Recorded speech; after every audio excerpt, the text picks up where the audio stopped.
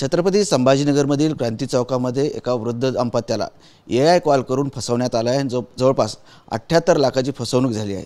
आपल्यासोबत याच विषयावर बोलण्यासाठी DCP प्रशांत स्वामी सर आहेत। सर, क्रांती चौक पोलीस स्टेशनमध्ये गुन्हा दाखल झाला आहे। 78 लाखाची त्या दाम्पत्याची फसवणूक केलेली आहे। एक वरिष्ठ अधिकाऱ्याचा AI कॉल करण्यात आला आणि 78 लाखांची फसवणूक झाली। काय सांगता याविषयी? पुढे कारवाई काय होणार आहे? याच्यामध्ये एका वृद्ध दाम्पत्याला फोन आला आणि पोलीस अधिकारी बोलत आहे असं सांगून त्यांना असं सांगितलं की तुमच्या खात्यावरून काही सस्पिशियस ट्रान्झॅक्शन झालेले आहेत, त्यामुळे तुम्हाला त्याच्यामध्ये अरेस्ट होऊ शकते। तर अरेस्ट व्हायची नसेल तर त्या बदल्यात काही रक्कम त्यांनी मागणी केली आणि त्या दाम्पत्यानं जवळपास 78 लाख रुपयाची रक्कम ट्रान्सफर केलेली आहे। त्याच्यामध्ये क्रांती चौक पोलीस स्टेशनला गुन्हा दाखल झालेला आहे आणि पुढील तपास सुरू आहे।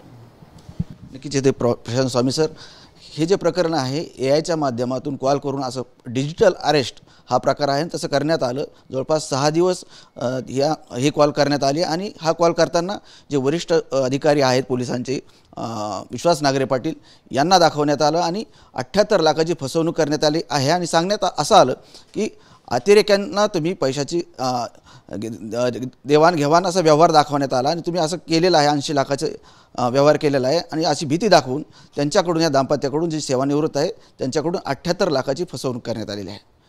कॅमेरामॅन अमित आडेसह संजय सर्वोदय, TV9 मराठी, छत्रपती संभाजीनगर।